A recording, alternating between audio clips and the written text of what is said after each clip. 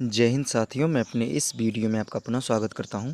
दोस्तों, आज हम लोग बात करेंगे चुंबक किसे कहते हैं। अंग्रेजी में इसको कहते हैं मैग्नेट। तो आइए समझते हैं चुंबक है क्या। तो चुंबक एक प्रकार का पदार्थ है जो क्या करता है, लोहे के छोटे छोटे टुकड़ों को अपनी ओर आकर्षित करने का कार्य करता है।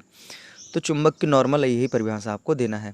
तो चुंबक की परिभाषा आप देंगे कि चुंबक एक ऐसा पदार्थ है जो क्या करता है, लोहे के छोटे छोटे टुकड़े या लोहे जैसे जो भी पदार्थ होते हैं उनके छोटे छोटे टुकड़ों को अपनी ओर आकर्षित करने का कार्य करता है।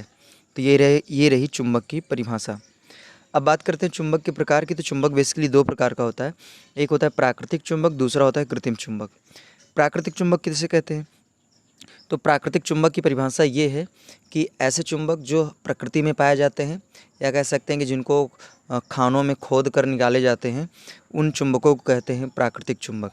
अगर बात करें इसके एग्जाम्पल की, तो इसका एग्जाम्पल होता है, जैसे सबसे अच्छा एग्जाम्पल है मैग्नेटाइट का पत्थर।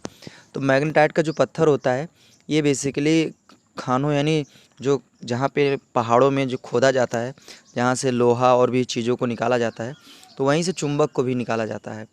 तो वहीं पे मिलता है मैग्नेटाइट का एक पत्थर होता है, और उसके अंदर ऐसा गुण होता है, वो क्या करता है, लोहे की छोटे छोटे टुकड़ों को अपनी ओर आकर्षित करने का कार्य करता है।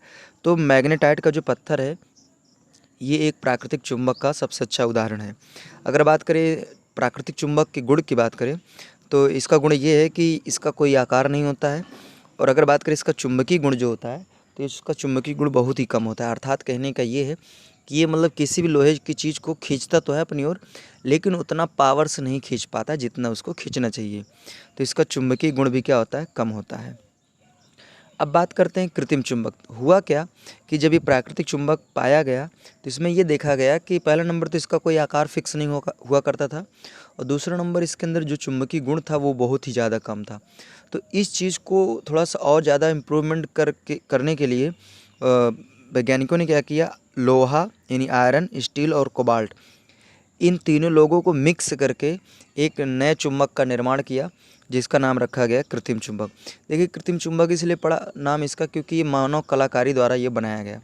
तो लोहा और स्टील और कोबाल्ट को मिलाकर एक नए चुंबक का निर्माण किया गया, जिसको हम लोग कृत्रिम चुंबक कहते हैं। अगर बात करें इसके उदाहरण की, तो कृत्रिम चुंबक का उदाहरण जैसे क्षण चुंबक है, नाल चुंबक है, वृत्ताकार चुंबक है। तो ये सारे एग्जाम्पल जो हैं, ये कृत्रिम चुंबक के एग्जाम्पल हैं। अगर बात करें इसके गुण की, तो कृत्रिम चुंबक का पहला नंबर गुण जो ये है कि इसका आकार एक फिक्स होता है। जैसे क्षण चुंबक की बात करें तो ये एक छड़ी की तरह होता है।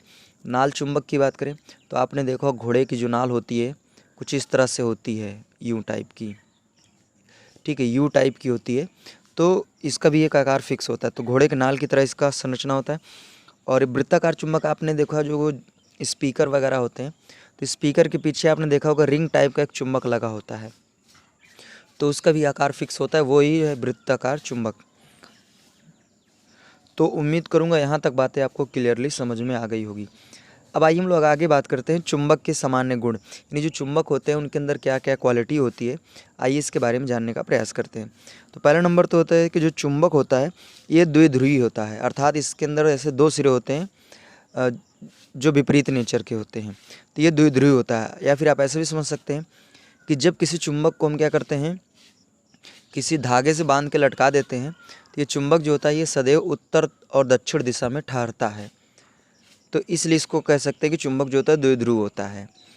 और चुंबक का जो सिरा उत्तर की दिशा में ठहरता है उसको चुंबक का उत्तरी ध्रुव कहते हैं, और चुंबक का जो सिरा दक्षिण में ठहरता है यानी दक्षिण दिशा में ठहरता है उसको चुंबक का दक्षिणी ध्रुव कहते हैं। दूसरा इसके अंदर एक क्वालिटी है कि पृथक्कृत ध्रुव का कोई अस्तित्व नहीं होता, अर्थात कहने का जैसे सपोज दैट ये कोई चुंबक है, ये चुंबक का एन ध्रुव है और ये चुंबक का एस ध्रुव है। तो अगर मान लीजिए इस चुंबक को मैं यहाँ बीच से क्या करूँ, ब्रेक कर दूँ यानी तोड़ दूँ, तो चुंबक की जो शक्ल है कुछ इस तरह से हो जाएगी, ठीक है। जैसे ये एन हो जाएगा, ये एस हो जाएगा। तो आप ये मत समझिए कि अगर बीच से हम ब्रेक कर देंगे तो एन हिस्सा अलग हो जाएगा, एस हिस्सा अलग हो जाएगा। नहीं, ऐसा नहीं होता है। फिर जैसे आप इसको बीच से ब्रेक करेंगे, इधर वाला एन था ही, फिर ये तुरंत क्या बन जाएगा, एस बन जाएगा। इधर वाला एस था तो ये तुरंत एन बन जाएगा। यानी कहने का मतलब ये है कि अगर किसी चुंबक को आप तोड़ोगे तो ये नहीं कि तोड़ने के बाद उसके सिर्फ एक एक ध्रुव बचेंगे, वो पुनः तुरंत दो ध्रुव का निर्माण कर लेता है। आप चुंबक को तोड़ कर अगर पुनः उसको डोरी में बांध कर लटकाएंगे तो फिर से वो उत्तर दक्षिण दिशा में ठहर जाएगा। अर्थात सीधा सीधा कहने का अर्थ ये है कि चुंबक जो होता है, चुंबक एक ध्रुवी नहीं होता है। चुंबक को आप कितनी बार तोड़ देंगे वो पुनः दो ध्रुव का निर्माण कर लेता है। तो वही ये पृथक्कृत ध्रुव का कोई अस्तित्व नहीं होता है, यानी तोड़ने से ये नहीं होता है कि उसमें एक ही ध्रुव बचेगा।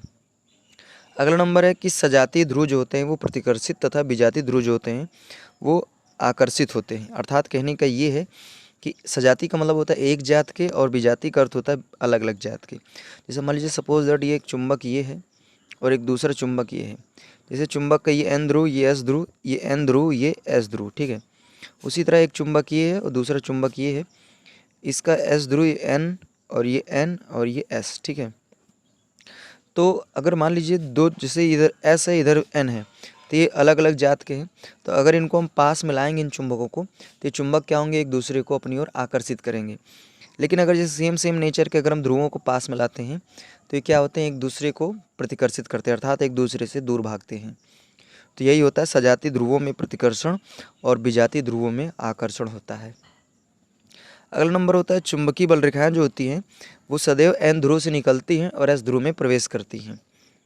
आपने जाना होगा कि जो चुंबक होता है, चुंबक के चारों तरफ क्या होता है, एक क्षेत्र बनता है जो क्या करता है, उतनी ही एरिया तक किसी भी चीज़ को अपनी ओर खींचने का काम करता है।